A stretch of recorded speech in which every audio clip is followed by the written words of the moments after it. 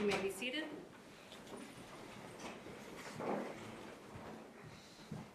And Mr. Duran, you may continue.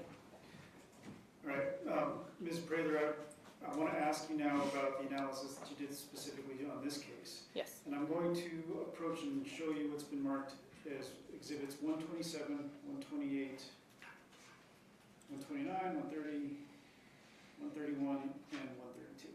Okay.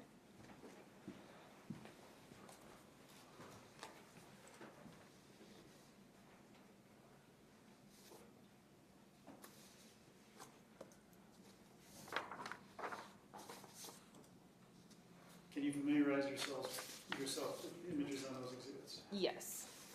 They are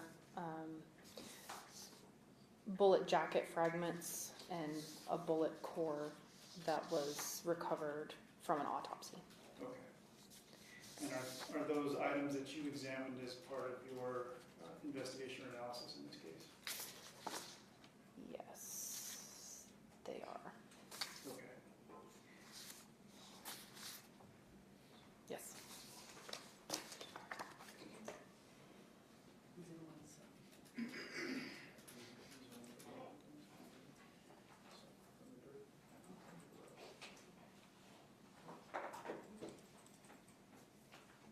Next, I'm going to show you what's been marked as exhibit 133, 134, 135, and 136.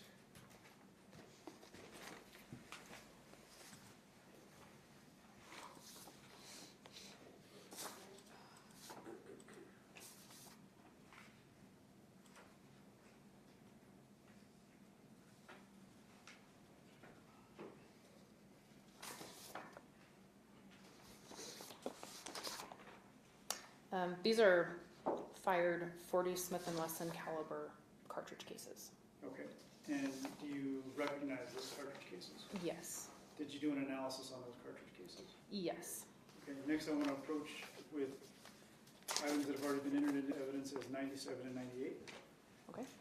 Go ahead and take them one at a time out, and then we can. Are they in plastic or? They are. Okay. So.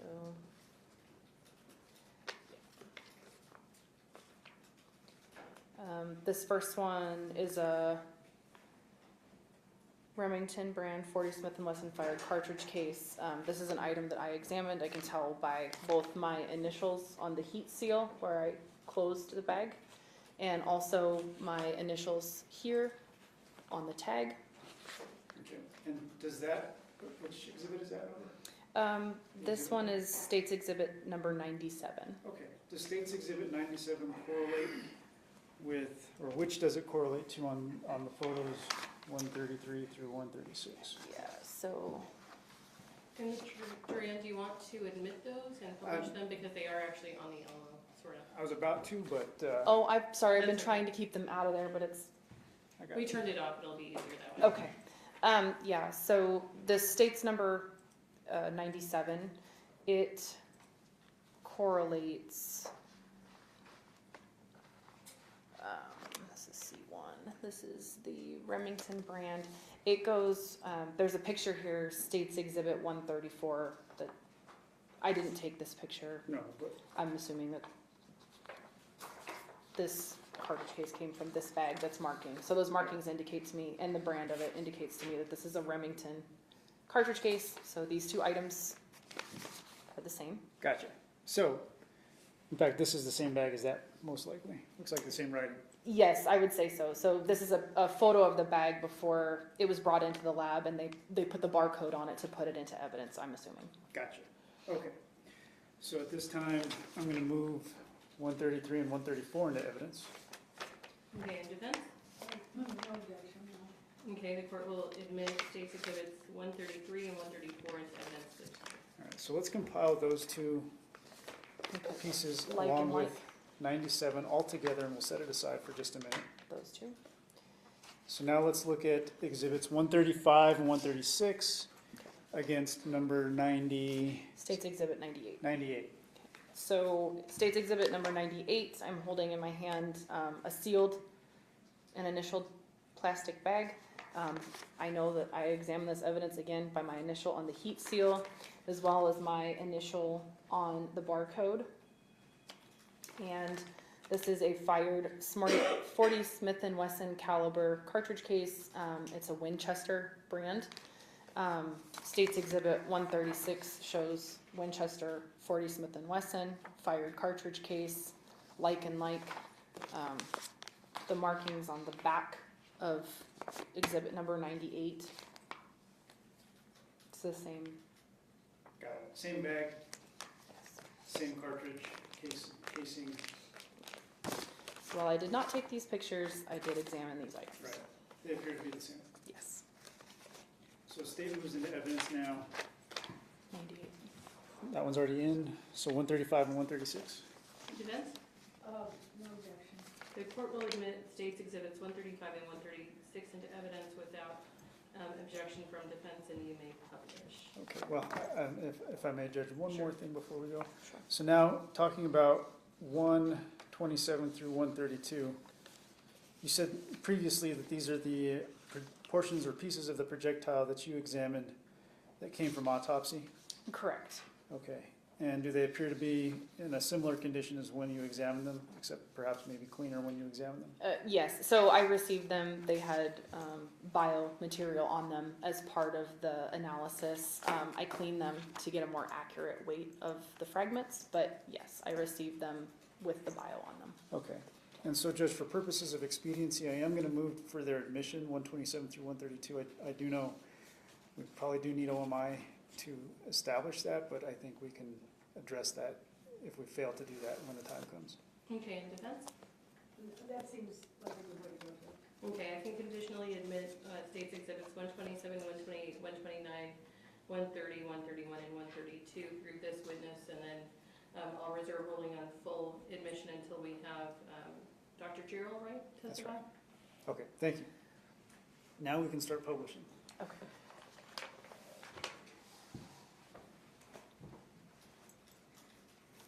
So, I'm going to let you drive the bus, and I will ask some questions. Okay. But if you can tell the jury what you did first as far as your examination of these items. Sure. So every examination begins the same. It begins with a service request. The service request is just basically a simple piece of paper that says this case number has these items associated with it. Someone somewhere has a firearm and tool mark question.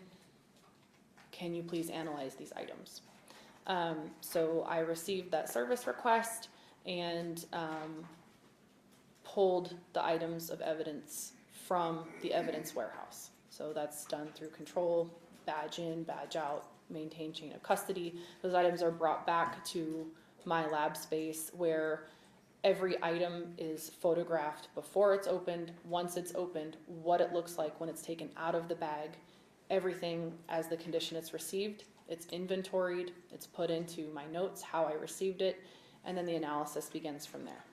So in this case, specifically, the three items that we were talking about are some projectile fragments from an autopsy, a fired cartridge case, and another fired cartridge case. Okay. And so what are you looking at first? Are you looking at the cartridge case first, or are you looking at the projectiles first? It depends. It's kind of, workflow, whatever you're in the mood for. But cartridge cases, I kind of like to do them first. They're a pretty quick analysis. Bullet fragments can be cumbersome and can take more time. So yes, so the cartridge cases, you look at them, photograph them, all of their condition, their caliber, the brand, everything is inventoried in the notes, along with photographs in the notes, and that's denoted. And then once each cartridge case has had the notes taken on it and been recorded in the bench notes, then the comparison can begin. And it's simply a matter of using a comparison microscope, which is two microscopes connected with an optical bridge so that you can look at two items at the same time and compare them and put a dividing line between the two of them so that you can line them up. Okay. And so did you do that in this case? I did. And what what did that tell you as far as items, well, exhibit number 98 and exhibit number 97 and its correlating photographic exhibit? So can I refer to my notes? Okay, so these items that we have here, this C2 and C1 is what I'm gonna call them. They're fired .40 Smith & Wesson caliber cartridge cases, and they were identified as having been fired from the same firearm. How did you make that determination? It's based on a lot of things. So first and foremost, you kind of start from the broad and work into the narrow. They are both the same caliber. That means that they were both capable of being fired in the same caliber of firearm. They were both .40 Smith & Wesson caliber, so that matches.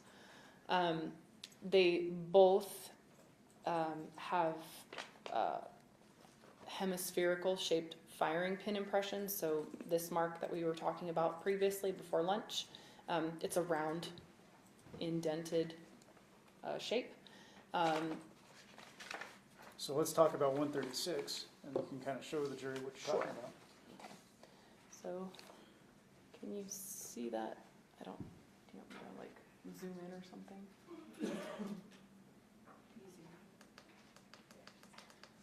Okay.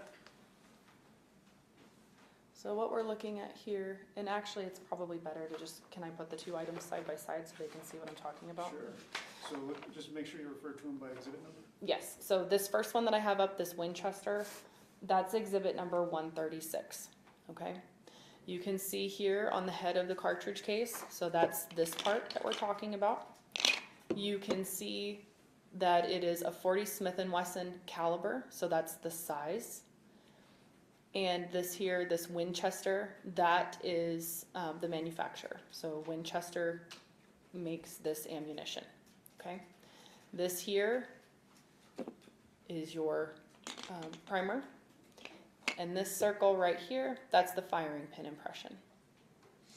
This mark over here, that's that firing pin aperture shear, that scrape that we talked about previously. You're talking about this little guy, like Yes. right there? Right there. That it kind of looks like the back of like a bird head or something, like if the beak was up here.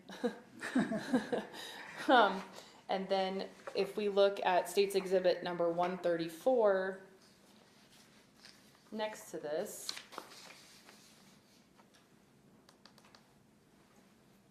we can see here that State's Exhibit 134 is also a .40 Smith & Wesson caliber. However, this is made by a different manufacturer. This RP means Remington Peters. That's Remington. This primer here, same song, different verse. We have a hemispherical firing pin impression, so like and like. And we also have that firing pin aperture shear. And what both of them also have is this firing pin drag, which is just where the firing pin didn't come completely out of the primer before it unlocked and ejected the cartridge case. Okay, so like I said, we start broad and we work our way in. So we have two .40 Smith & Wesson calibers. We have two round or hemispherical shaped firing pin impressions. Both have drag. Both have a pretty decent firing pin aperture shear. So that tells me I need to go to the microscope and I need to look at the details. When I put it on the microscope, I'm looking at it at 200 to 400 times in magnification. And I'm comparing these little marks similar to this, striated marks, like that butter knife through butter. Okay, so the areas that I'm looking at is this firing pin aperture shear, I'm looking at this firing pin drag, and I'm also looking at the bottom of that hemispherical impression. So that part's not really visible to the naked eye. No, that has to be done on a microscope. Okay. And so in doing that analysis, what did it tell you? It told me that these two items, they were fired from the same firearm. Is that the only analysis that you did is on that section of the casing on each one? So there are more markings on a cartridge case that can be used for comparison. However, you move to those usually when the marks on the head, the firing pin impression, the drag, things like that, don't lend enough data for you to come to a conclusion. You can look at ejector marks, you can look at extractor marks, you can look at marks on the side of the chamber, but for this comparison, it was very obvious under the microscope that these two were fired in the same firearm. So once you made those observations and results, you can basically stop there because you're satisfied as far as the match goes. Yeah, I've met my threshold for what my experience and my training tells me is like and like.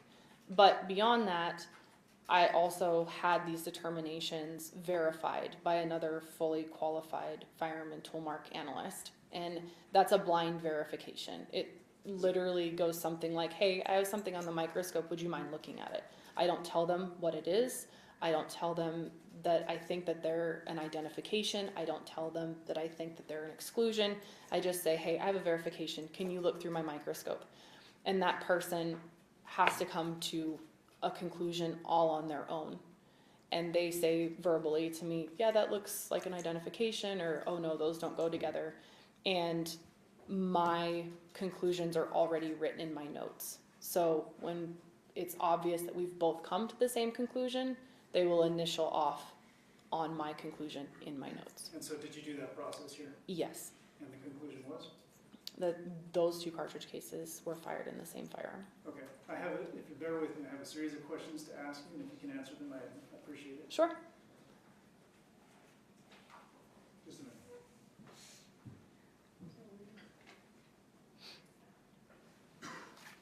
I think so. What type of rifling was found? Rifling. Would that be on the projectile? Yes, so Okay. rifling is on the bullet. It's kind of a vague question, but in the bullets and the bullet fragments that I received from autopsy, those are conventionally rifled bullets, which means that these land and groove impressions are very obvious. They have very clear shoulders, and you can definitely tell where one land ends and a groove begins. There are other types of rifling in the firearms world. It's called polygonal rifling, and it's more of a smoother effect. So a polygonally rifled barrel cannot produce a conventionally rifled bullet. So to be clear now, we're talking, in case we're not following along, we're talking about exhibits 127 through 132, right? Like examination on those. Yes. Am I allowed to put these under the? Yes, they've been admitted conditionally, so we can start talking about them and publish. Okay. So the one I'm going to publish right now is States Exhibit 128. This is a jacket fragment that came off of a bullet core. If you look right here, this line, that is. Zoom in just a bit. Is it? How big does it look? Oh, okay. That's where it's at. Okay. This line here, that's an indication where a land impression ends and the shoulder of a groove begins. Okay, it's very obvious. Again, States Exhibit 132, we have a similar instance here on these fragments. You can see where a land ends and a groove begins. Land ends, groove begins, these lines, okay? Okay. If these were polygonally rifled bullets, this would be very smooth. It would look, instead of, like, we refer to them as shoulders, instead of a shoulder where it's very obvious where the edges are, it would look more smooth, more like a speed bump, just kind of a little bit of a raised area, but no clear edges. So I think you answered this before.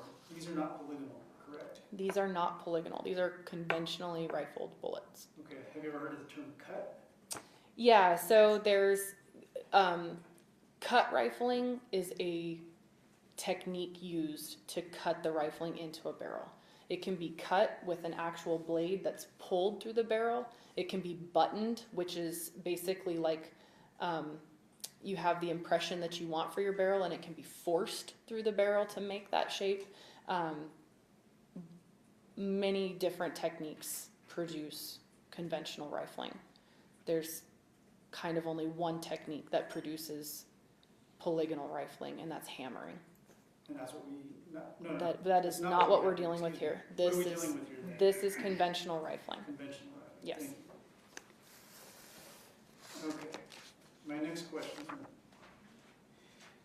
What brand of firearms use similar rifling processes? So conventional rifling, large majority of the firearms world is conventionally rifled. It is a much smaller subset of firearms that produce polygonal rifling. In that case, you're pretty much looking at Glocks. Some cars are polygonally rifled, if I'm not mistaken, but the list is much shorter of the number of firearms that are polygonally rifled versus conventional. Okay, so the next question is how different are Glock, Smith & Wesson, Springfield, etc. in tooling? They're all very different. In fact, I've been to Smith & Wesson, and I've been to their plant. I've seen how their guns are made. A lot of their parts are made on CNC machines. Glock, they, like I said, they produce a hammered barrel, which is a completely different process.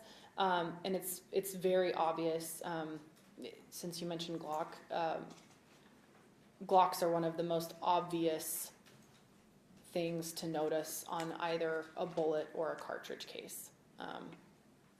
They, as within their manufacturing practices, they have very unique things that they choose as manufacturers to impart on their firearms. And that is just the broadest level of comparison, is manufacturing details like that. How common are .40 caliber firearms based on your experience? Very common. Could turning the firearm change the ejection location? Yes. So ejection pattern, the way that these cartridge cases are ejected out of the firearm, number one, they can be dictated on the design of the firearm. Some firearms eject to the right, some eject to the left, some eject straight forward, some rearward, some to the right and rearward. It really depends on where the ejector is placed inside the firearm. And so if, think of it this way, if the cartridge case is coming back and it hits an ejector this way, it's going to push it out this way. If it hits it on this side, it's going to push it up this way. And all that is to say that if you're shooting a firearm the way it's intended to be shot, on a good platform, being held straight out in front of you, it's going to eject the way it's designed to, either to the right or the left, forward, backward. If you turn it, you can see how that would change, right? Okay. So let's say, for example, we have a firearm that ejects to the right. I'm shooting it, the cartridge cases would go in this area over here. If I turn it, they're going to go here. Okay. So the way that the gun is fired can affect the ejection pattern. Okay. Have you ever fired a gun sideways like that? Yes. Is it easy to do? It's not as easy as like the movies would indicate that it is, but it's totally possible. Okay. And when you do it, I mean, can you fire it kind of like that, close to your person? It kind of limits your control because you're kind of firing one-handed. So I mean, it wouldn't be it wouldn't be a natural pose to fire a firearm. What would be a natural pose? Shooter stance is what we recommend in firearm safety, firearms training, but just standing, arms extended. When shooting handguns, you want to give it a good platform. You want to make it stable, so that when the firing process is complete and the slide is moving rearward, it has a stable force, and it's not flying up out of your hand to hit you in the face. It's not having issues with ejecting or extracting. So arms extended, a nice solid supporting hand underneath the shooting hand, and a mildly firm grip on the grip. If you can answer this, and if you can't, it's fine. But say you're in a confined space in which, you know, there's an object here in front of you, and you may be confined with objects behind you. Is it more intuitive in your mind, based on your experience firing weapons, to shoot like that, or just to have it like that? In my experience, and I've been shooting firearms since adolescence, I'm a hunter, I'm a fisher, before I even got into this profession, shooting pistols, it's not, handguns, period, it's not really very comfortable to shoot this way. It's portrayed in movies. I'm sure that there are those out there that shoot that way, just, I don't know why, but a shooter stance is probably the most natural and the most common way to shoot a firearm. Next question, are there lands on the case? Maybe lands on the casing? We don't have, you don't get land impressions on the casing. The only thing that is similar to that is when you have like a fluted chamber. So the cartridge case, when the cartridge is loaded into the gun, it is imagined that the barrel goes this way. The cartridge case is seated at the very rear of the barrel. It is supported at the very rear of the barrel. And that's the chamber. You can get chamber marks on a cartridge case. They are much more pronounced and look like lands if that chamber is fluted. That's typically only seen in rifle platforms though. Okay. Do you know the bullet velocity of a .40 caliber? Offhand, no, I don't. And how would glass impact that velocity? Glass is going to slow that bullet down very effectively. Okay.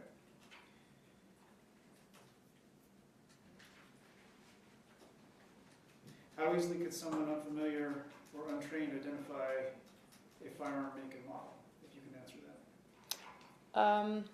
It's pretty obvious. Guns, a lot of times when I'm teaching, I compare guns to shoes. They're both labeled, they both have a size on them. So you pick up a firearm, it's typically noted who the maker is. In more modern firearms, they like the streamlined look, so it's usually just like a stamp or something, but that stamp is individual, and it does tell you who the maker is. Also, most of the time, the barrel is marked for the caliber because gun makers don't want people putting the wrong size ammunition in the guns and hurting themselves. So in a similar fashion, if you pick up a pair of Nikes and you look at them, it's very obvious that it's a pair of Nikes, and if you look at the bottom or inside the shoe, it's very obvious it's a size 10. It's the same thing with guns. They are marked. Would all 40 caliber Glocks, Smith & Wesson, etc. have the same tool marks? No. Does which hand the shooter uses matter? That's dependent. So that's kind of going into incident reconstruction, but it goes into that same vein of the ejection pattern, how the shooter is holding the gun, how the gun is being supported. So yes, handedness can play a factor. How do Glock versus Smith & Wesson tooling differ? Extremely different. So firearms manufacturers, like I said before, they choose how to make their guns. They choose whether to make them rifled to the right or rifled to the left. They choose to make them conventional versus polygonal. They choose 6 lands and grooves or 13 lands and grooves. They choose hemispherical firing pins over elliptical firing pins. All of those things are decided by the manufacturer, and they have to purchase tooling for their machines to make the firearms that they make. But just like any other business, their priority is to produce product. So they purchase their tools. All firearms manufacturers, in my experience, and I've toured over 20 different gun makers, Smith & Wesson, you name it, Springfield, Ruger, they purchase tools from tool and die makers, but those same tool and die makers also make tools and dies for other firearms manufacturers. It's not that they're using the same tools, it's that all of the tools that they're using, even if they're from the same manufacturer, the tools themselves used to make the firearms are individual because they're made by a tooling process. Tools change based on use, wear, tear, and abuse. So if you're using a tool to make a tool, you are making your tool unique, you're making that tool that you're manufacturing unique, and whatever this tool is used to make is also unique. Okay, I think you've already answered this question, but I'll ask it one more time. You can give us a brief response. If two brands are different firearms, have similar rifling, how are you able to determine if it's, or how are you able to determine one brand from another? The widths of the lands and grooves. So the lands and grooves imparted on the bullet, like I mentioned before, they can be measured. We put them on the microscope and we measure them on the microscope.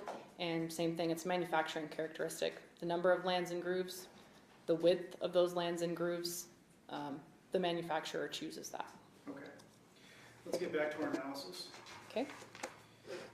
With regard to the projectile, we talked about the lands and grooves and where the lands and grooves began and vice versa. This is also clearly fragmented, is that correct? Yes. Okay, and when it's fragmented, how are you able to make heads or tails of it at this point? Like, what do you do with that when it's fragmented? Well, experience.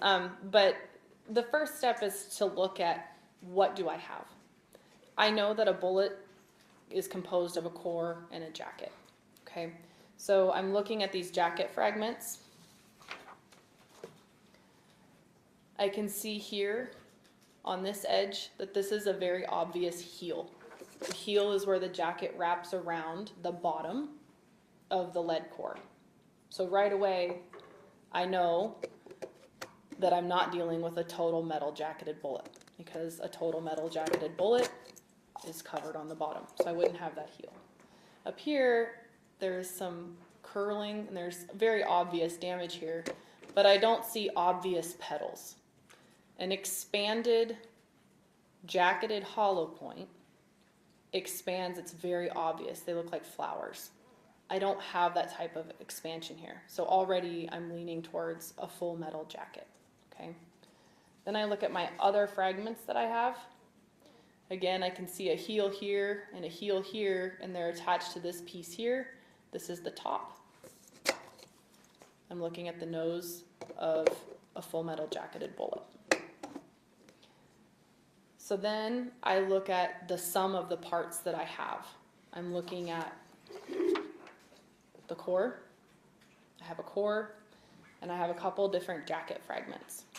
My first thought is to determine what's the weight of these. How much do these weigh? Weight can indicate caliber. So once they're cleaned and sufficiently dried, then they're weighed to determine weight. And then beyond that, I'm looking at these fragments and I'm thinking, how can I put these back together? Do these go back together? Do these fragments fit in such a way that it would lead me to believe that they were once part of one single bullet? Okay, and so I'm assuming we've done that here. Yes. And so first let's talk about piecing them together as far as being from one single bullet. Right. So it's a physical match. So it matches together like a puzzle piece. You're looking at the edges and seeing what goes together. And P 2.1, 2.2, and P3. So that's these two items.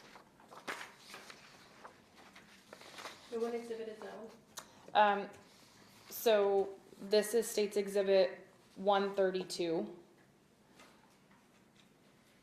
And I sub-designated them in my notes. They came in the same package, as you can see here. But in my notes, they're sub-designated because I did do that physical matching between them. So the 2.1 and 2.2, that's these items here. They were physically matched.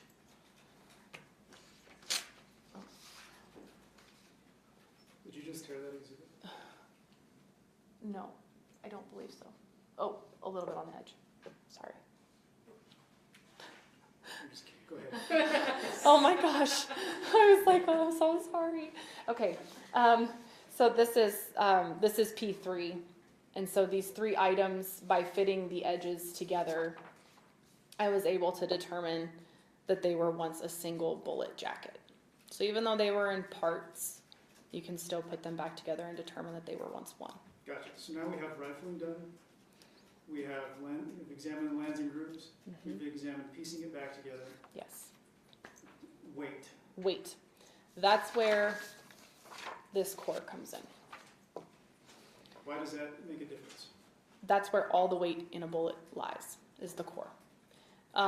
This lead core doesn't take up any markings from the firearm because remember, it's inside the jacket. So when it's going down the barrel of the firearm, the core doesn't take up any marks because it's wearing this jacket. Once it leaves the firearm, the jacket can fragment and come off of the core. So you don't have any marks on this, but based on a few important details, one, that all of these were collected at the same autopsy. They were all located in the same general location during that autopsy, all in the head or hair, or I think skull is one of them. I can safely assume, again, it's an assumption, that all of these items go together. And so I weigh all of these items, add them up, and try to determine what caliber family that falls into. And in doing so, what was the weight, first of all? Total weight, just a little north of 170 grains. And when you say grains, That is the unit of measure used to weigh a bullet. It's an ancient measurement. I'm not sure how it has stuck around so long, but we still use it. Americans find any other unit of measure they can other than ounce. I'm just not going to change, guys. I'm just not going to change. So with that core P1 and those jacket fragments, we're looking, the core itself was 143.9 grains. These other jacket fragments lent 25-ish grains to it. So What does that mean? we're looking in the neighborhood of about 170 grains. That's with a damaged bullet. 40 caliber bullets, 180 grains is a pretty common size. Now keep in mind, ammunition, just like any other consumer product, how can I make it faster? How can I make it bigger? How can I make it better? But there's still a range of weights that is pretty globally accepted for various calibers. And that 170 to 180 range is a really happy medium for a 40 So caliber. You can say that the weight is consistent then? Yeah, the Not weight's exact, but consistent. It's consistent for sure. Well, and on top of that as well, we have the bullet core here. Where's the other view of it?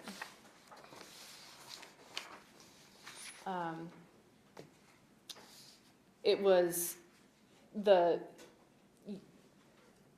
base of it here is out of round. So had the base of it been more circular, I also could have done a measurement to determine caliber that way. Because this is damaged and kind of bean shaped and Ovalized sort of. yeah, that diameter measurement couldn't be made. It could be, but it would be unreliable. So that's why you look at the weight of all of the components. So now that I think we've pretty much thoroughly examined the projectile, right? We talked about our examination on that. Yep. Okay. Now, as far as making a further determination as to the likelihood of where this, or what kind of gun this projectile and these casings would have been coming from, were you able to do that? Yes. How? So going back to those manufacturing characteristics that Glock or Smith & Wesson or whomever chooses, whatever they decide to make their spec for their firearms, that information about the widths of the lands, the widths of the grooves, that information is housed in a database. This database is curated by other firearms examiners like myself who look at bullets all day long, take test fires from known firearms, a 40 Smith & Wesson Ruger, for example, measure the lands and grooves, have it verified and put it into the database. And we have thousands of guns in that database. That's not to say that it's an all-inclusive database and that it holds all the guns in the world, but it's a very large sampling, and it's curated by people who know how to do the measurements. It's a reliable search tool.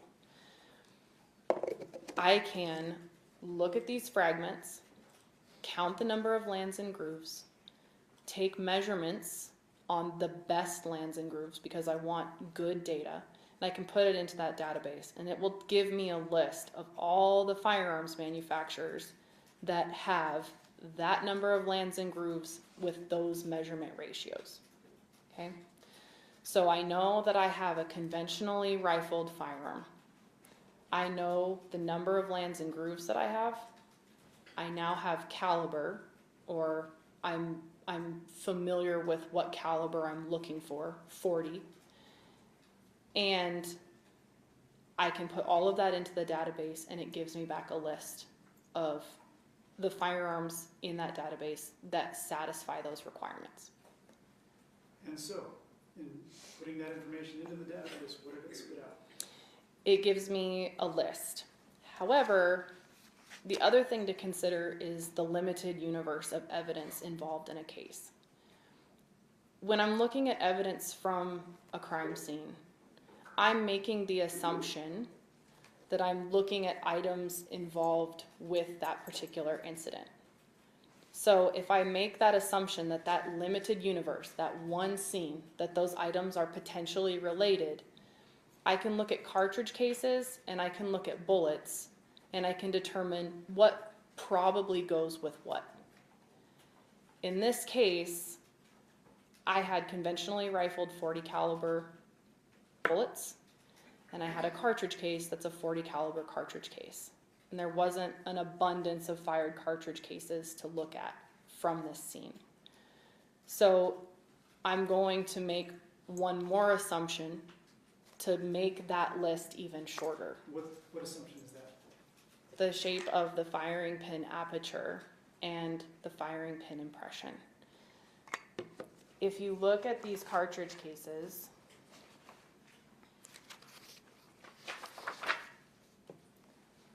remember how I mentioned it kind of looks like a bird with like a comb in the back here and a beak here? This firing pin aperture shape, the shear and the drag of the firing pin, that sort of profile is very indicative of an M&P model Smith & Wesson firearm.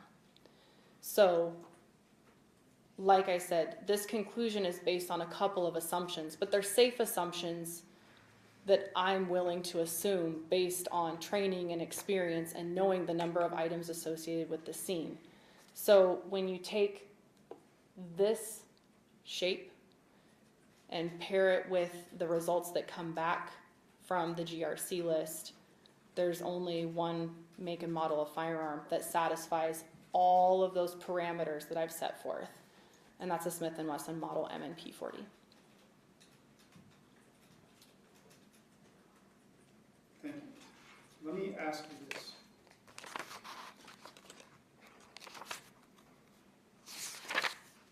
We're going to enter into the world of hypotheticals for a minute. Are you familiar with the Springfield XD, or what we refer to as an XD? Yes. Okay. How familiar are you with Springfield XD? Oh, in casework, they were really popular for about a year. So I've probably handled or shot or test fired probably upwards of 100 different Springfield model XDs. And are XDs all one caliber? Nope. What kind of calibers, or what calibers do they come in? Just off the top of my head, I believe the XD comes in like a 40, a 45, and I think a 9. Okay. 9mm Luger. Which are popular calibers? All three of those calibers are the most popular calibers seen in my experience in casework. And as far as an XD40, or a Smith & Wesson XD40 caliber, have you seen what those guns actually look like? Like the overall appearance of the gun? Just the overall Or appearance. Yes. Okay. And you testified just a minute ago that the Smith & Wesson M&P 40 is likely your weapon. Yes. do they look the same? I mean, to an untrained eye, who maybe wouldn't be reading the barrels because they wouldn't be handling the gun. I mean, most definitely. I mean, firearms examiners like to play the game, you know, like what gun's in that movie, you know, like you just see the gun for just a second and you're like, oh man, I know what that is, or I just saw that in that movie. Have you seen one of these in Like casework? John Wick, you're like guessing all the guns. Yeah, and so that's people that deal with guns, shoot guns, look at guns, deal with guns every single day. To the untrained eye, like just the regular person that's going to the movie, it's going to look like a black pistol. And if a person's never allowed to handle, say, a Smith & Wesson M&P 40, they could very easily mistake it for an XD. Visually, yeah, especially if you didn't have a chance to really look at them. And I would say I would expand that beyond Smith & Wesson, Springfield. I mean, there's some Rugers that in modern, again, we're dealing with consumer items. And so there's fads, there's trends. Everybody wants to shoot a low profile, black, subcompact pistol. And those things are very common across all brands.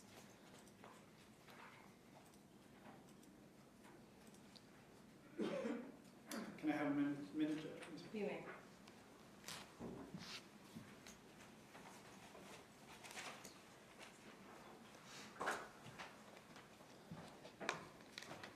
I will pass the witness. Cross-examination, Ms. Reinhardt?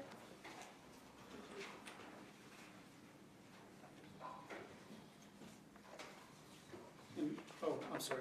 I moved for admission on all items of evidence. You did, Okay. and I conditionally admitted all of them. And I've mixed all of them up, so if you want me to stack them back the way they were, I'm very sorry. And do we need some tape for that one? It's, I mean, maybe, it's just on the edge, I think. I'll leave it up to Mr. Dury. I'd like to see. Do you need tape for the exhibit? I think we're good. Okay. Okay, so let me move these.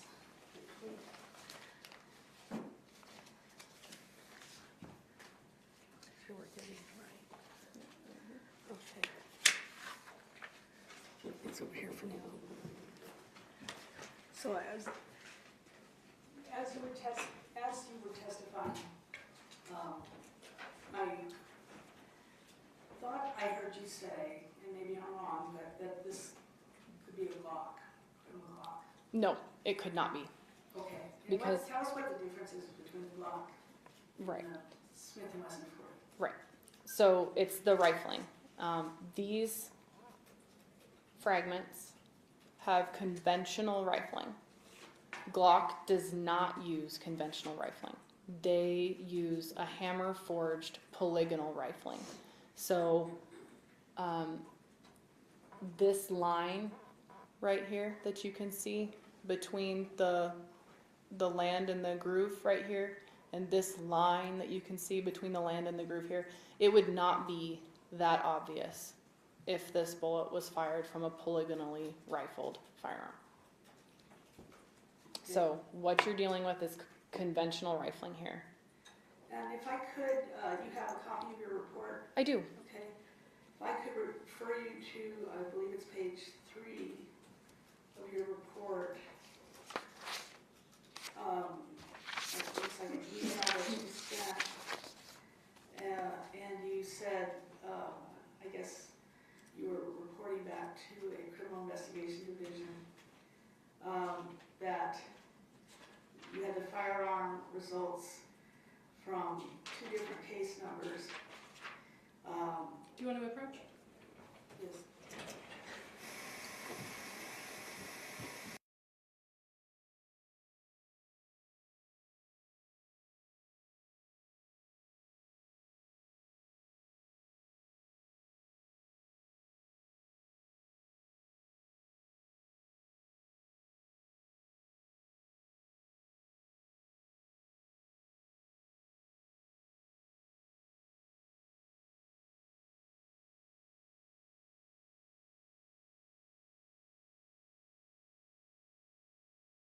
2:14.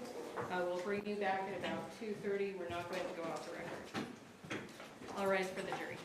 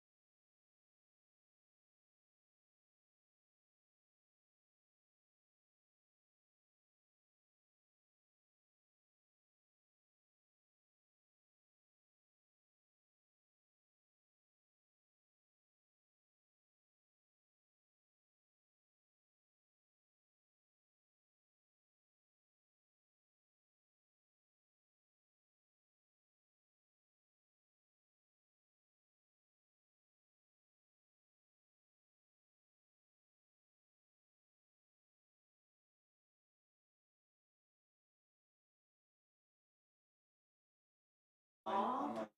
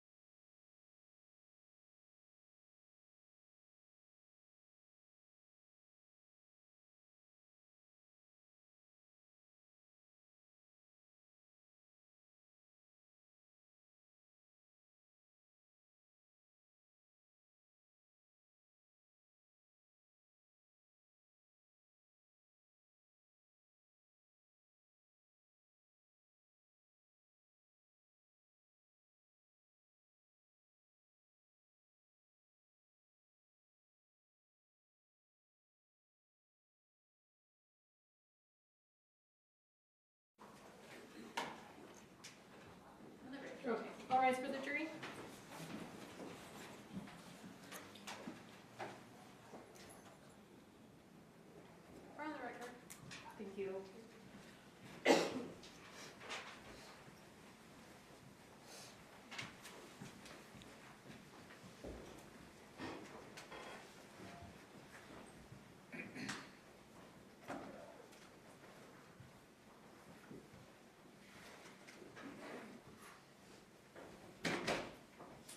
Defense, or actually everybody else, you may be seated. Defense, you may continue. Your Honor, just to confirm with counsel and reviewing my report, I think I was confused about certain items, so I'll withdraw that last question. Okay. And actually, we're just not going to have any other cross-examination. Okay. All right. Any redirects, Mr. Duran? Well, I guess you don't get redirects on the front. All right. Any reason why Ms. Prather may not be excused? State.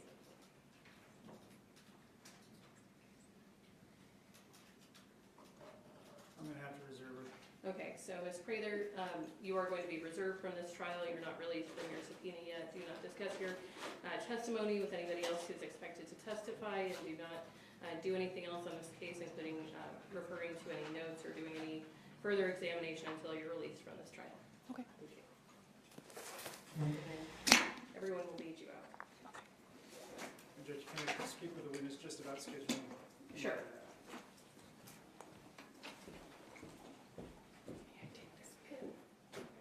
Sure. I'm telling them for you. Sorry. That's fine.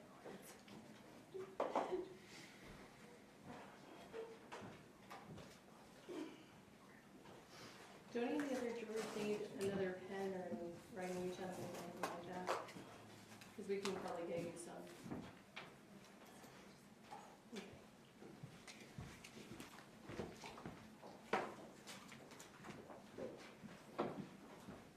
And state, you may call your next witness. State calls Commander Kyle Hartsock.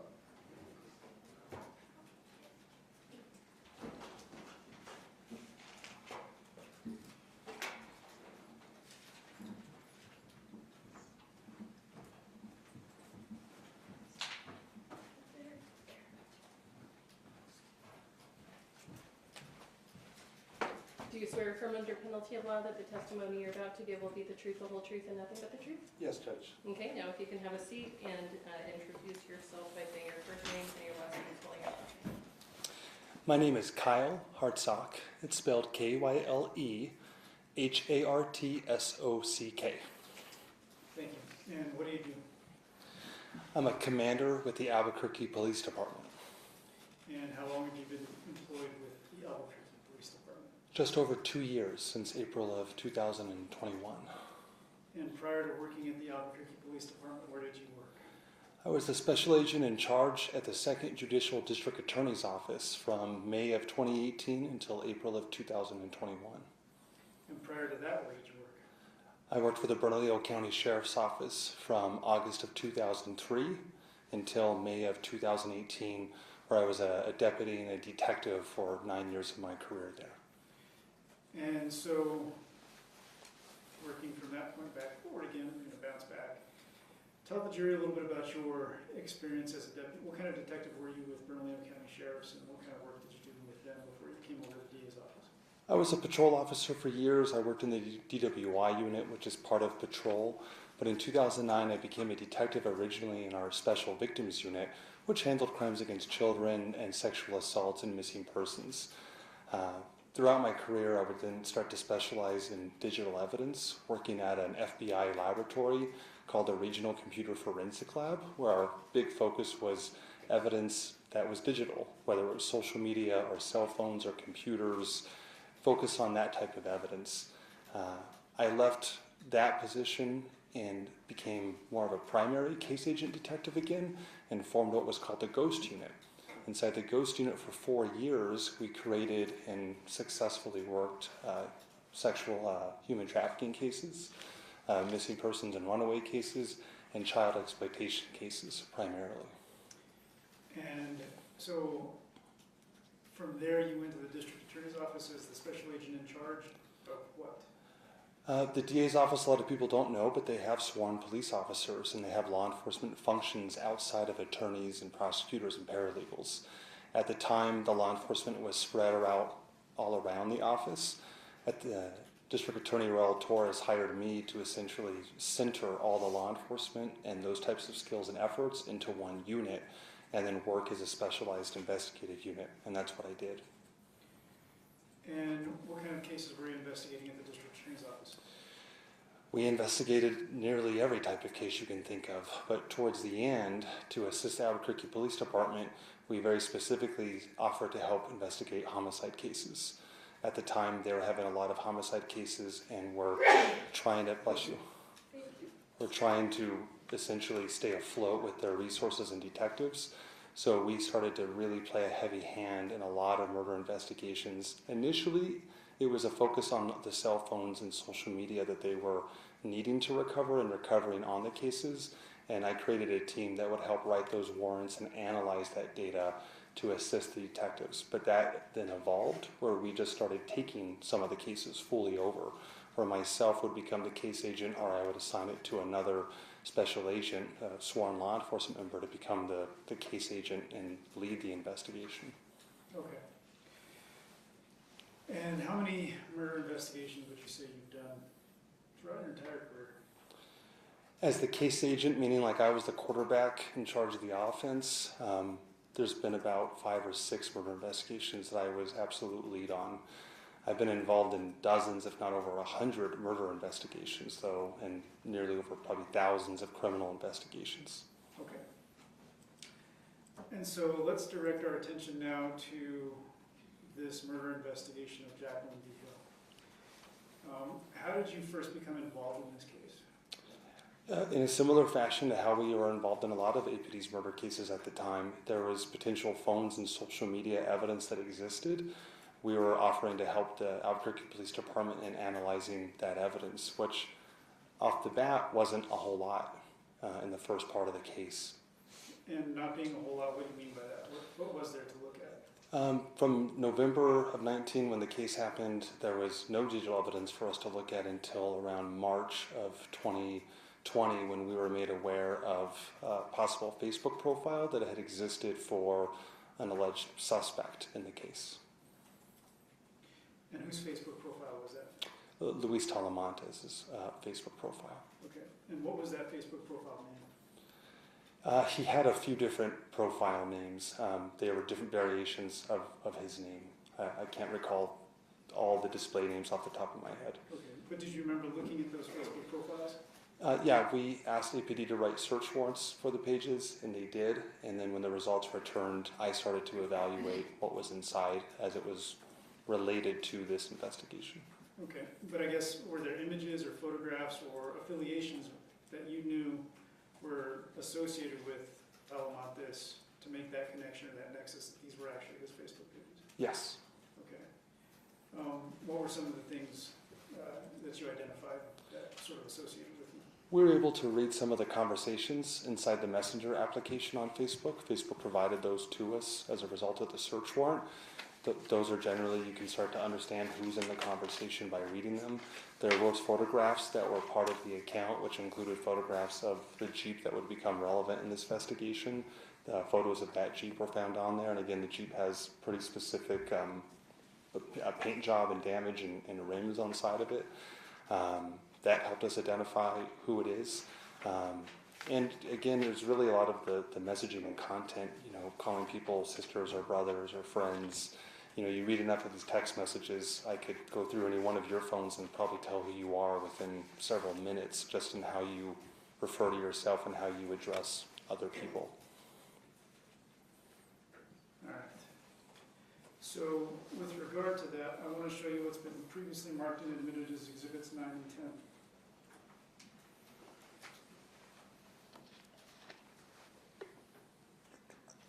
May I approach? Do you recognize these? Yes.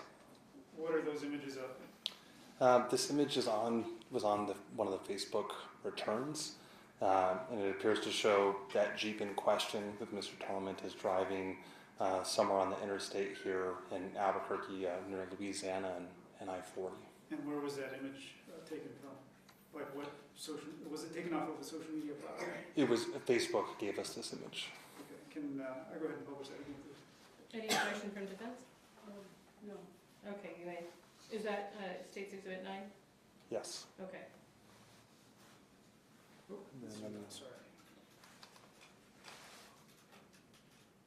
So that was actually from a Facebook post? Yes. Okay. And then Exhibit 10, is that just a close-up that you created, or you made a close-up, or? It's the same photo, but it's more cropped in around the driver. Okay. So, in doing this sort of Facebook deep dive, were you able to determine any associates of Talamantes? Yes. Okay. And in determining who those associates were, what did you do with that information? Well, as part of the investigation, we had a belief that there was a second person in the car when the murder happened.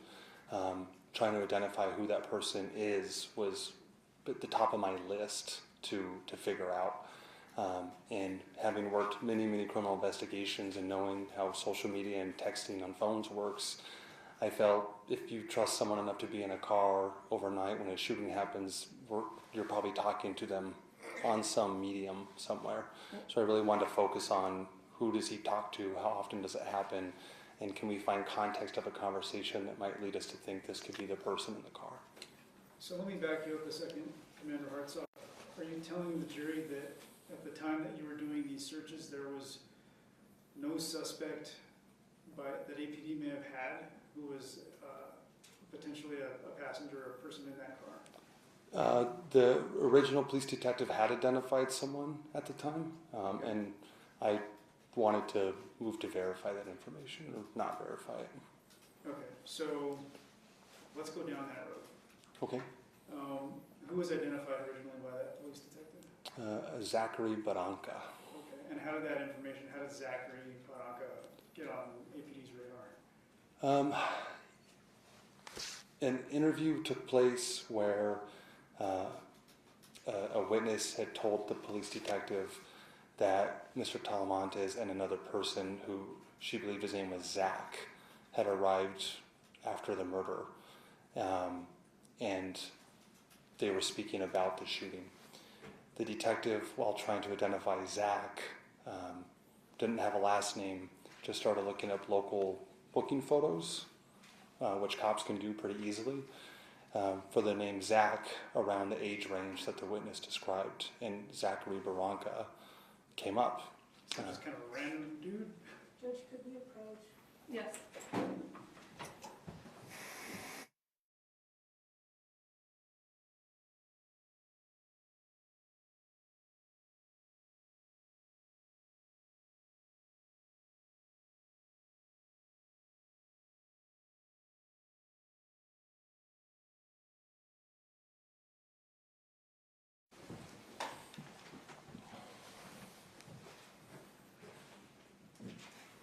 So let me ask you this way. Regardless of how Zachary Barranca had come onto APD's radar, was that name a concern for you in your mind? Yes. Why? By this point, we're talking, it's starting to become the summer of 2020, so it's been several months since the incident took place. I had reviewed a phone extraction from Mr. Barranca because he was interviewed by police. Okay, and I don't want you to say what he said or anything like that necessarily, but what did the phone extraction show you? I just found nothing on his phone that indicated he knew anybody that we believed was involved in this crime, and nor was there anything on his phone indicating that he would likely even be associated with anyone that would be out doing something like this. And again, I've looked at thousands of cell phones and phone records, and I've done many interviews, and it just didn't seem to fit. We would eventually get his phone records, which can help tell us where a phone was at So particular times. let's talk about that. So did you review warrants for his phone records? I did.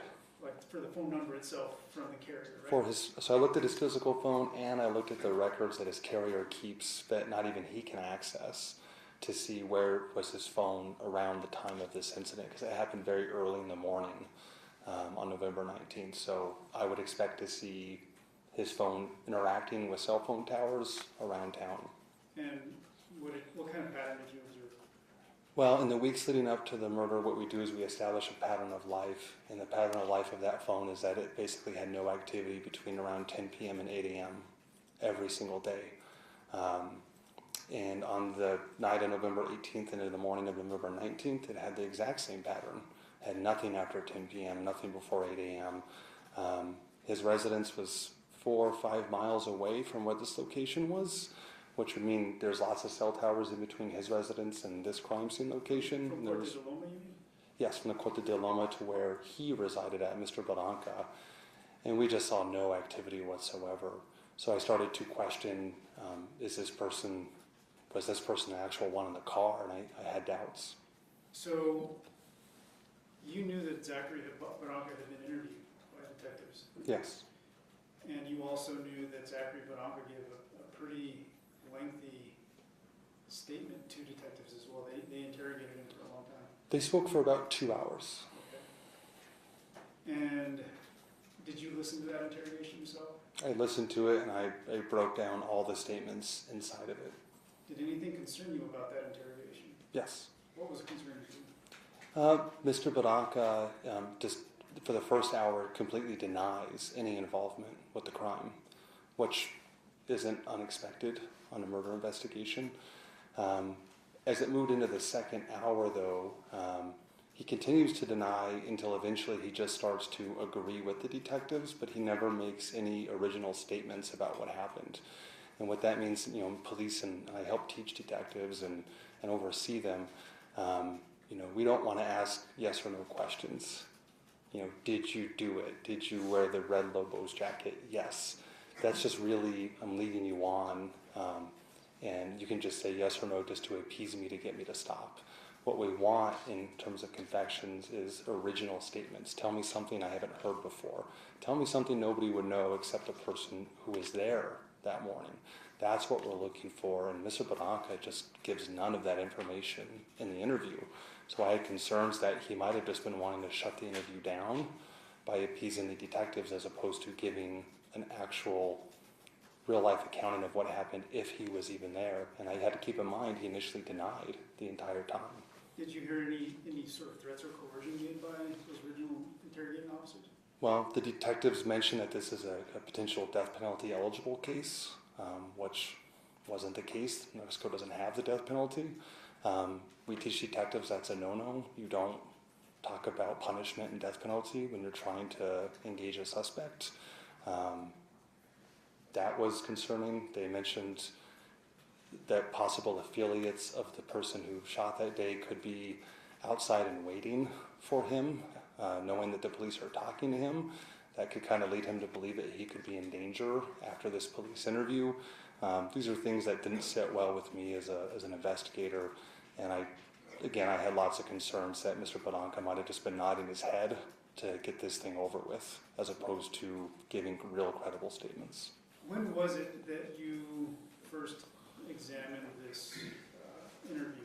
It was in June or July of 2020, so again, several months after the incident took place. And again, I had my suspicions because the phone extraction and the phone records just led us to nothing that was corroborating his statements. Did you see any corroboration even in the Facebook profile examinations? His name didn't exist anywhere.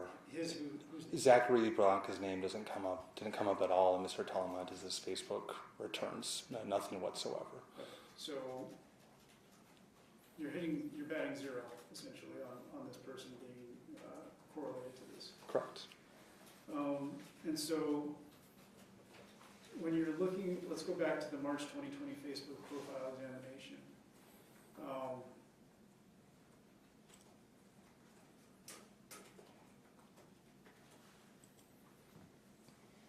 Let me think, I'm trying to see how I want to phrase this. Was there any information in there that led you to making identifications of associates at Talamantes? Yes. What was that? Well, in particular, there was a conversation with an Isaac Ramirez where they were speaking about firearms. Mr. Ramirez was wanting to purchase a firearm for Mr. Talamantes, and he was one of the people that Mr. Talamantes' profile talked more heavily with, so it kind of indicated this is maybe a closer associate. they trust each other enough to deal guns, which can be a very, very dangerous exercise to do. And I kind of had a hunch that the name Isaac is really what that other witness meant when they said Zach. Have you ever heard the name Isaac said in Spanish? Yes. How does that sound? Can sound like Isaac. Isaac? Isaac. Okay, so you're emphasizing the second part of the name, the Sac part. Which I felt could have been an honest mistake in that witness's recollection of the name of the person who came. So that, plus the talk of guns, plus the frequent activity with it, I said it's worth it. We really need to find out who this Isaac Ramirez is, but we only had a Facebook profile. Okay.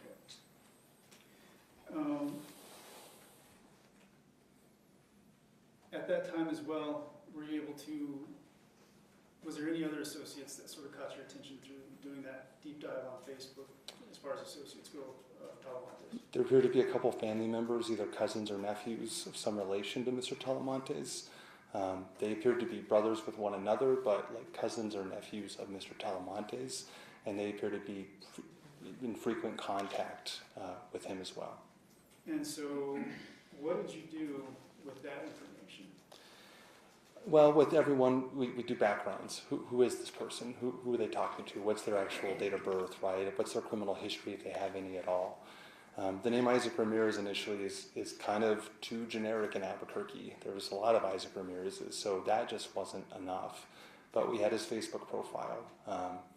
On his Facebook profile, the only thing he really listed, besides one photo that we had, was the fact that he went to Del Norte High School. So myself and some of my investigators on my team went to Del Norte High School and got yearbooks around the years that we believe he probably would have went there and looked for students named Isaac Ramirez, and we found just one, and his picture appeared to match the one on Facebook. Del Norte was able to give us a home address of his parents that he lived at during the time. Okay, so what'd you do with that address? We went and knocked on his parents' door in an attempt to find him. We talked to the leasing manager of the apartments, who also mentioned they thought he'd worked at Cocina Azul, which is a local restaurant right around the corner from where his parents had lived. So we also contacted Cocina Azul because we wanted to find Isaac Ramirez and directly ask him, is this you? And what were you doing on November 19th? Okay. And did you do that? Eventually we did. I mean, we talked to his parents in late August. We explained what was going on. That we had no warrants for his arrest. There was no charges for him at the time, and there really wasn't. But we had to talk to him. This was really, really important, and that we weren't going to go away. And was he still in town? Was he still in Albuquerque? Well, according to his parents, they weren't sure where he was. That's what they told us. But we felt that they could have had some real apprehension that police are inside their apartment and they don't quite know what's going on. So we thought he probably was, but we still wanted his parents' help in getting him to come forward and talk to us, and his parents did do just that. How did that play out? We got a call at about 8 p.m. a few weeks later from his parents saying, Isaac's here and he's ready to talk to you guys. Okay. So we went back to the same exact apartment that we visited. We were invited inside, and inside Isaac's parents' living room, myself and another officer sat down and asked him what happened. And was the FBI with you at that time, or was this part of like a joint effort in investigation? Yes, the FBI was with me during this, and so it was myself. I can't remember if one of my agents was there, and at least 2 FBI agents were there, including one who spoke Spanish, because the parents were almost entirely Spanish speaking, so that way we could converse more naturally during it. But Isaac spoke English. And you don't speak Spanish? Only the bad words. Have you ever been referred to as a nerd? A nerd, I get called it a lot at the time, yeah. Mostly behind my back, but sometimes to my face, yeah. That's all right. It's all right, Carl. It's a thing. So when you spoke with them, did you, and even in juxtaposition with the interview that you had listened to, did you make any threats, promises, guarantees, offers, anything like that? No, I told Isaac over and over, we just wanted to know what happened. We're fact finders. I'm gonna write down what you say. I'm gonna record it too, of course, but I want to know what happened, and reminding them that we think we already know a lot of what happened, and that's a technique by police, just to remind someone, don't lie to me, right? I already know a lot of the answers to some of these questions. I need to hear you say it though. Right? And again, it's the reverse from asking leading questions. I actually want to be quiet. I want to hear you tell me a story. And then I'll follow up on your story if I have other questions. Now, at some point during the investigation, he does ask you, I want to see some paper. What do I get out of this? He's asking if, yes, he absolutely said, like, I want a deal or some version of that. And I reminded him, I'm not a prosecutor. None of us are lawyers in this room. Only a prosecutor can give you a deal. I have no deal to give you. But I also can tell you, factually, there's no prosecutor in the world that'll give you a deal unless we know what we're getting a deal for. So you actually have to make the statement first. We make the statement to me, I report it to a prosecutor. The prosecutor ultimately makes the decision what charges anyone and everyone can get in a case. But you have to be honest with us. You have to tell us what happened. Okay. Now, Well, sorry, what was that? can I have just a moment? Yes.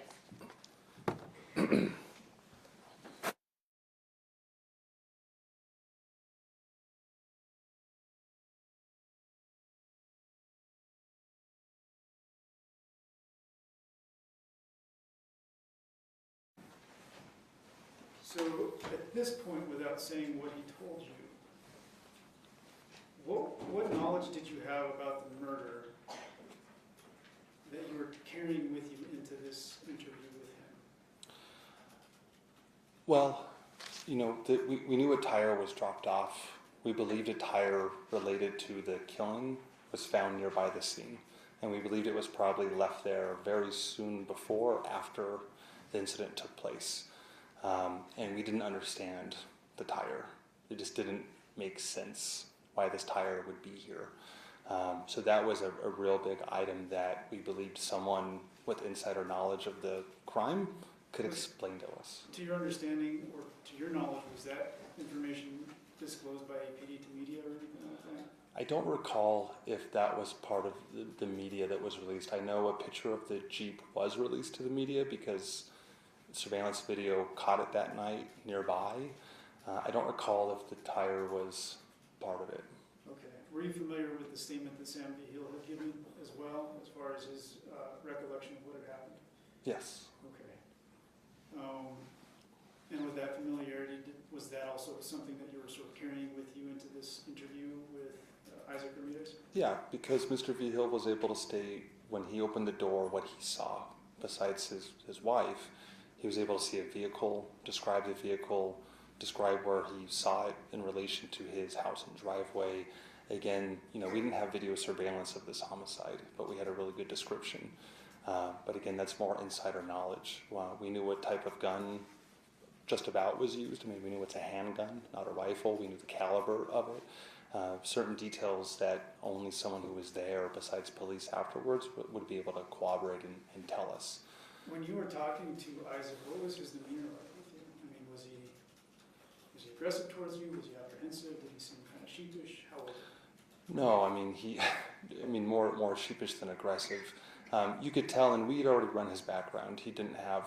I couldn't find a single contact with police at all, not even a traffic ticket, nothing.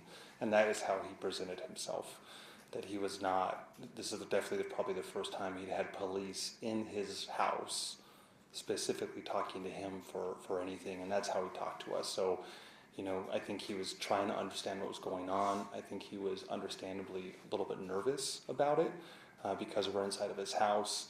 But he definitely wasn't aggressive. And at the end of the day, he invited us in. We weren't staking out his apartment for weeks. I was at home. I left my house because he called, or his parents called and said, he's ready to talk. So we came into his environment and let him control that environment. We didn't whisk him away in handcuffs or anything else. We wanted him to be relaxed because we wanted him to know, we want to hear your story. So during the course of that interview, I need to ask you about this. He at some point said, do I need a lawyer? And your response was no. Why is that? Well, I just said, you know, it's really your call, but we think that you witnessed what happened, right? Was he in custody at that point? He was not in custody. He invited us into his living room. We never had handcuffs out, weapons, nothing like that.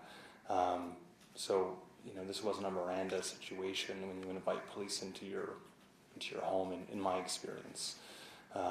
So this was a consensual interview with who I thought was going to be a witness to a murder.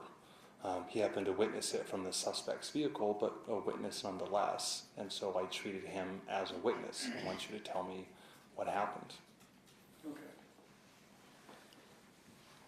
Okay. And during the course of your interview, did you have him, was it this interview, or I know you spoke to him a couple of times, that you had him draw out sort of a diagram to the best of his ability of the scene? The second interview, I brought paper and had him sketch out, to the best of his recollection, of a few different items. Okay. Going back to the first interview, when was that? It was late September of 2020. September 20-something. I can't remember the exact day. Okay, just a minute.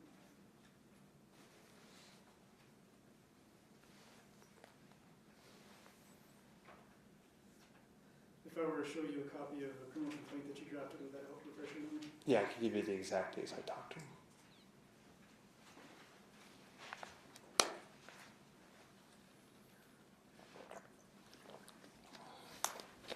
Yeah, approach.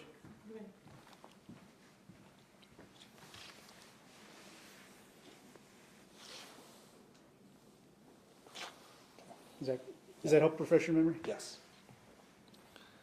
It was September 17th, 2020. Sorry.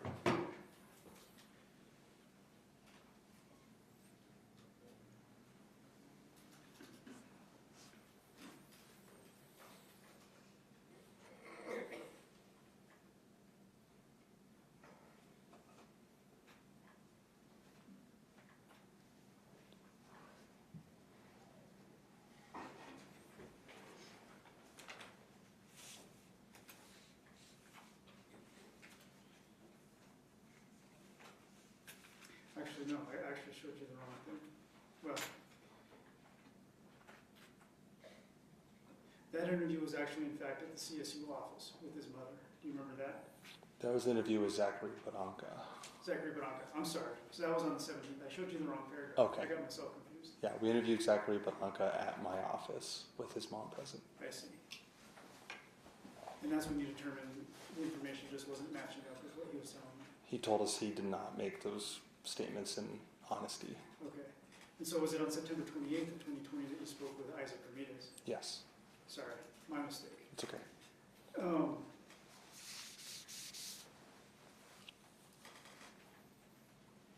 Now, were you ever able to intercept any calls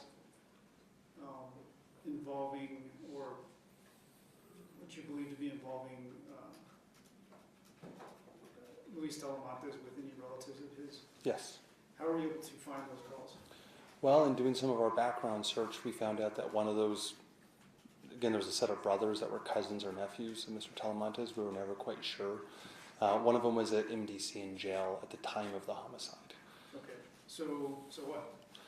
So we are able to listen to jail phone calls. And so I tasked one of my bilingual special agents, Eduardo Iglesias, to listen to his phone calls before and after the murder, thinking, well, if these guys are close and I'm in jail and my good close family member or friend isn't, and something bad like this happens, let's see if they talk about it on the phone.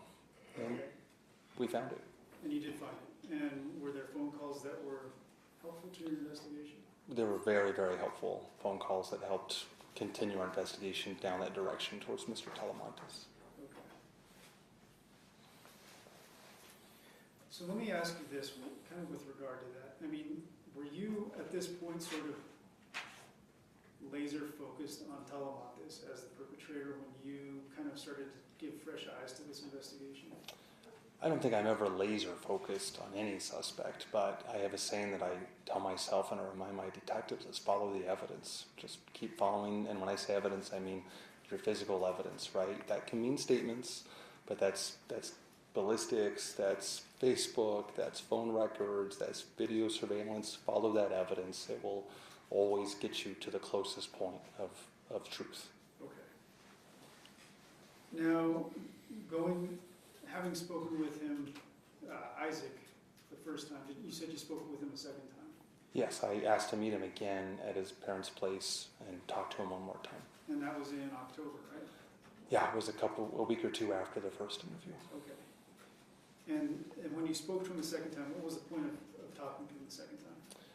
I had more clarifying questions for him, and I asked him to also diagram out a couple things. One was the driveway where the shooting took place. I want you to draw out what the neighborhood looked like, essentially kind of from an overhead view. What street, what did it look like? He described a cul-de-sac in the interview. I wanted him to draw the cul-de-sac, draw where the house was that the shooting took place. How did you guys park in the driveway? Like, diagram this for me. Okay.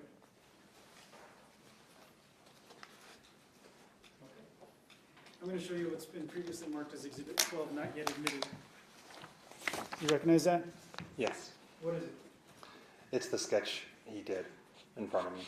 All right. Either he's an artist genius or a terrible drawer. He's about as good as most cops are at drawing. And were you able to decipher what he was drawing or how he diagrammed that? Yeah, because he's explaining it to me as he's drawing it. So he's sketching this in front of me, and then he's also pointing at it. And as he points at stuff, I'm telling him, I want you to label that thing, right? Write Jeep, right? Draw a picture of the person. It's a stick figure, but Are you leading him? You said before you don't like to lead people. So No. So he's telling me a story. I'm saying I want you to sketch it out as you tell me the story. So he's kind of repeating his narrative, and he's drawing on here. And then if he would draw a rectangle to indicate we were parked here, and I would say, cool, if you were parked there, write Jeep. That's going to later on help me reference your drawing to say you meant the Jeep when you drew this rectangle, and Okay. that's what's on this. So even though it's a crude drawing, does it fairly and accurately represent your understanding of the crime scene? I guess through his description. Yes. State would move into evidence exhibit 12. Defense? Okay, the court will move state's exhibit number 12 into evidence without objection from defense, and you may publish. Whatever.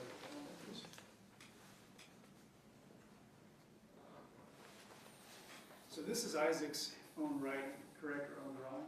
This is all his handwriting. Okay, so we have, can you kind of walk the jury through what you understood this drawing to show? Yes. Let me move my mic here. And if you want to use your fingers to point stuff out or pen, it's up to you. You got one. You're such a nerd. Yeah, we carry pens. Thank you. So what you're seeing is essentially these two lines. He's marking the boundaries of the residence where the shooting took place. This kind of arch is the garage door that had opened up.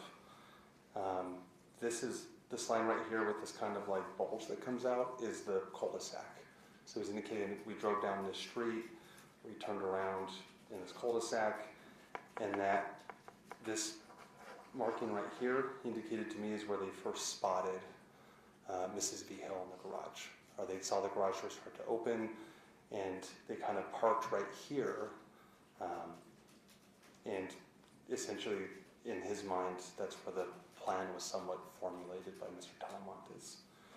When the incident started to progress and advance, Mr. Talamantes pulled the Jeep up. Mr. Ramirez was in the passenger seat, and they pulled up somewhat into the driveway, blocking the driveway, so the car wouldn't be able to leave. Mr. Talamantes got out, and he's indicating this is kind of a stick figure right here. Could we approach? Sure.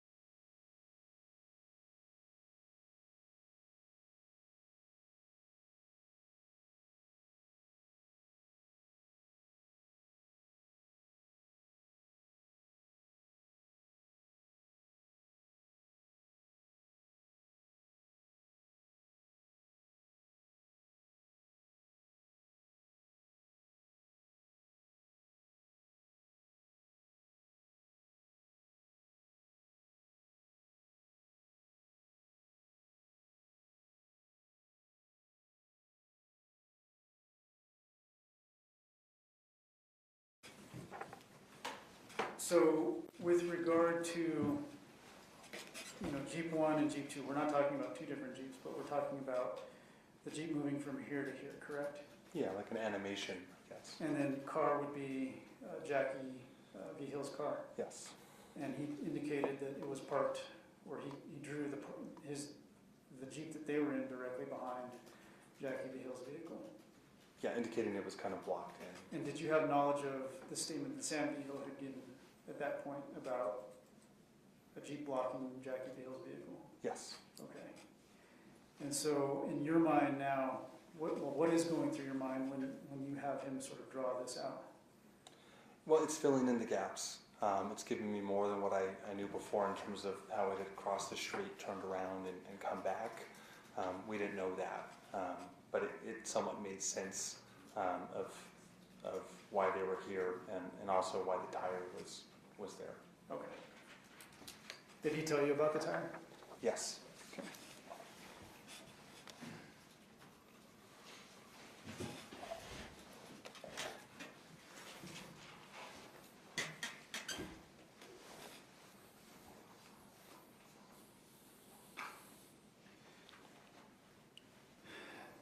At that point,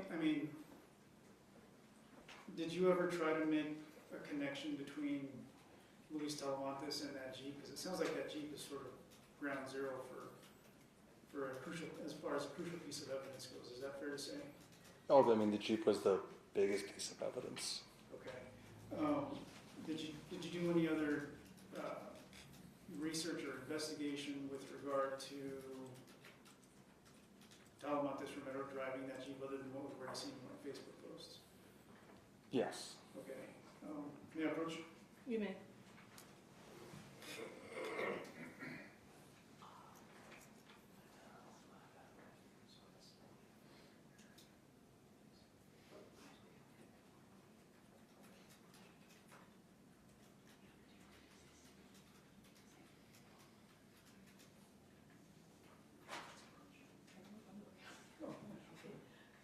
May we approach? Yes.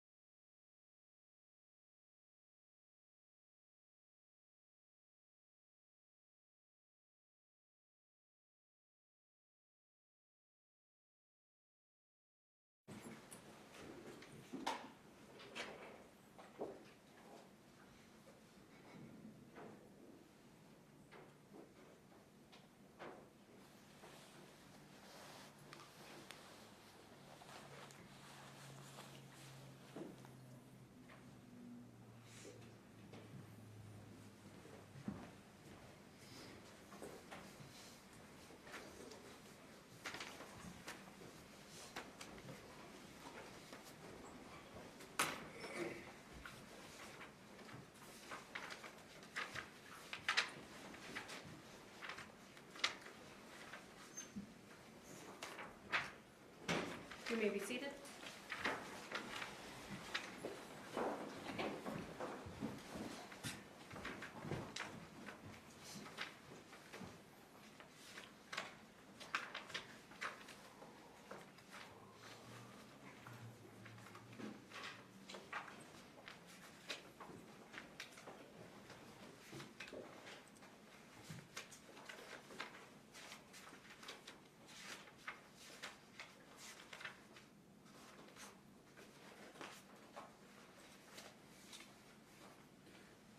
Okay.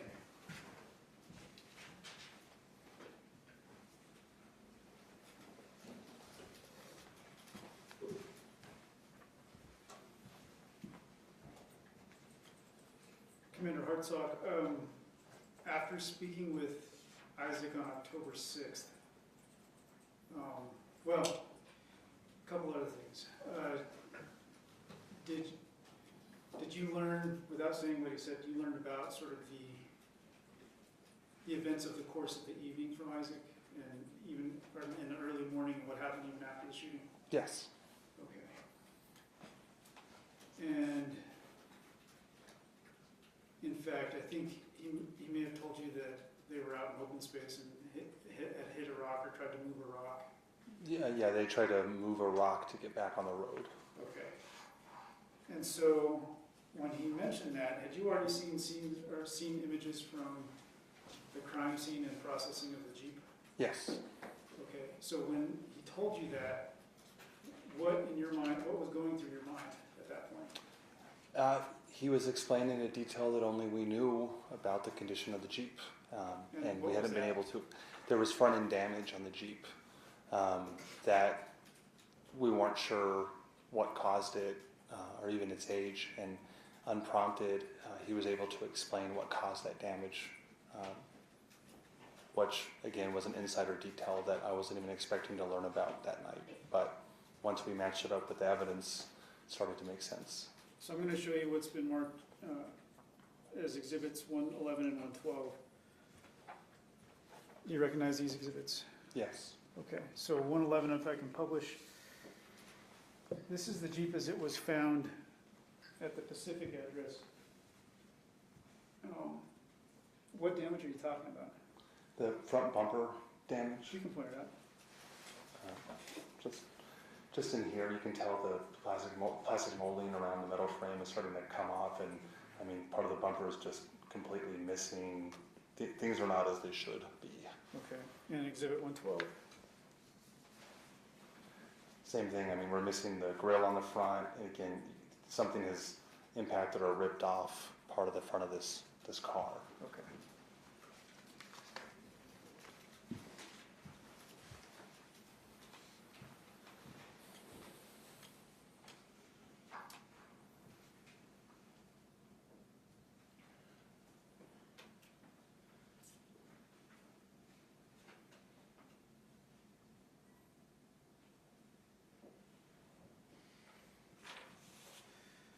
On September 13th, you spoke with a Carla Aguirre as well. Yes. Did you not?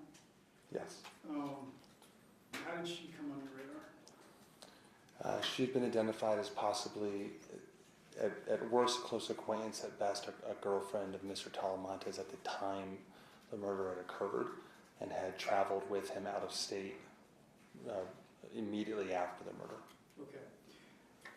At that point, when you interviewed her, without saying what she said during that interview, did you seize her phone, or were you able to get at some point when after police made contact with her, get a hold of her phone? Yes. Okay. And did you get a warrant to examine that phone? Yes. Okay. And were you able to execute that warrant and extract images from that phone? Yes. Okay. And in extracting that phone, I'm going to show you what's been marked as Exhibit 29. Is this one of the images that was taken from the phone? Yes. Okay. Now, if I can go ahead and publish. Yes, it's already been exhibited. Thank you. Let me zoom in for just a minute. There's I think a date stamp on there. You see that in the lower Yes. right corner? It's the file name. It's the file name? Yeah, but the file name on a lot of phones is the date and the time. Okay. So let's take a look at that. Which is Dayton, like, what are we looking at there? Very common in computer language, but it's the year first in 4 digits, so 2019. Then the month in 2 digits, which is 11, November. And then the day in 2 digits, the 20th.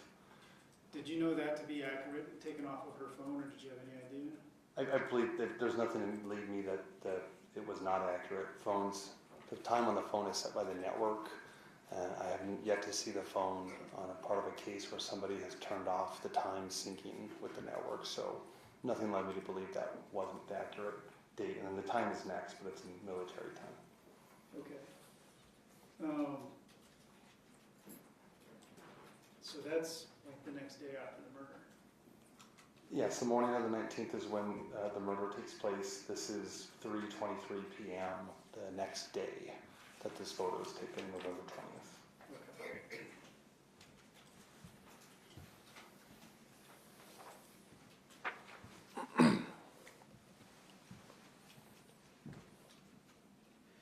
Now, speaking a little bit about that, how was it that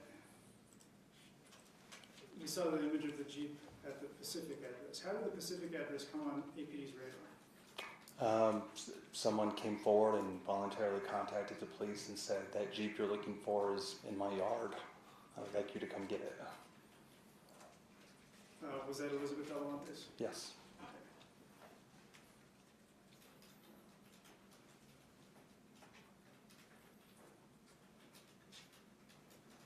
And so to your knowledge, did Elizabeth Talamantes also give a statement to police?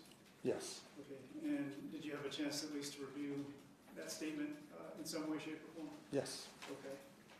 And in reviewing it, I mean, was what she, based on what you knew, was what she was telling the police truthful? It had some truth. There was a sprinkling of truth and other statements in my police professional opinion. Okay, what do you mean by that? I mean, a lot of, in my opinion, in my experience, a lot of people don't just bold-faced lie to you and tell you the sky is purple. It's better to tell you it's a different variation of blue. So she gave us a timeline of when she got the Jeep, who drove the Jeep, and who had the Jeep the night of this incident took place, who returned with the Jeep.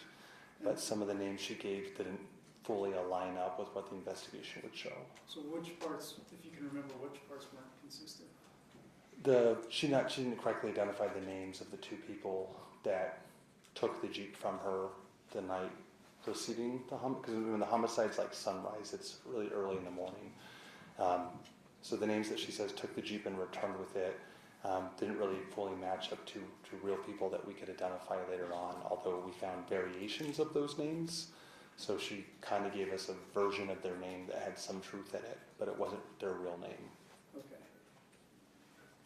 And when did she come forward, or when did that information come out? Do you It was recall? November 27th. It was almost a week exactly after the murder took place. And again, the police had put out the picture of the Jeep, so it's on the news. It's generating public interest. People are saying, I think I know where it is. And that's what eventually I think got her to come forward and say, I think it's on my property, come get it. And to be clear, you weren't part of that investigation at all at that point, were you? I was not. And that was, I think, Luna and Lucero were the ones who had gone to that location and done the interview that you listened to or reviewed? Yes. Okay.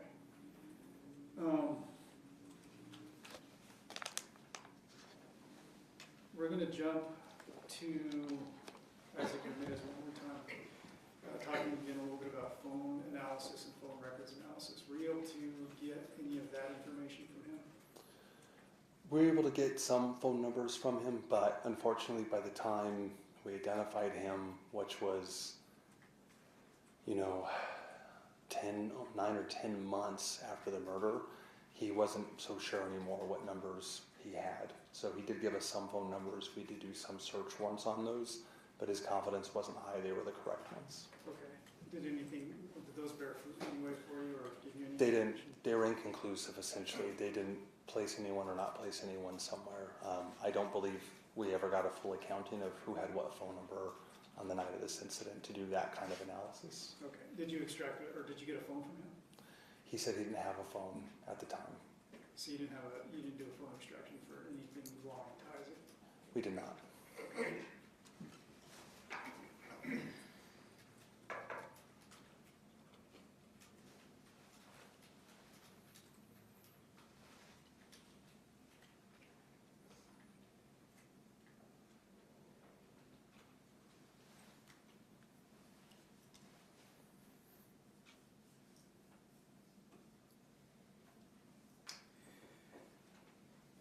At this time, Judge, I believe we are going to need to approach. There's another issue that I need to address with the court, and I think it needs to be outside the presence of the jury, so I'm not sure if you want to send the jury back or if you want just us to approach that. Sure, I think it's probably best,